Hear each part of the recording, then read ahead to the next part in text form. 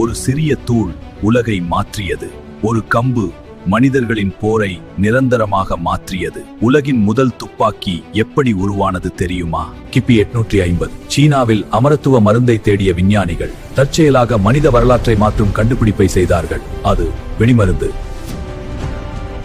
10ஆம் நூற்றாண்டில் சீன வீரர்கள் ஒரு கம்பில் வெடிமருந்தை கட்டி பயன்படுத்தினர். இதுதான் உலகின் முதல் துப்பாக்கி, ஃபயர்லான்ஸ். போரில் முதல் சோதனை. எதிரிகள் பயத்தில் ஓடினர்.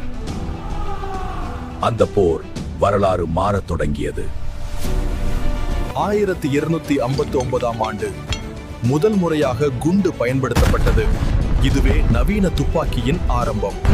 1288 உலகின் முதல் உண்மையான துப்பாக்கி ஹேலோங்ஜியாங் ஹேண்ட் கேனன் உருவானது.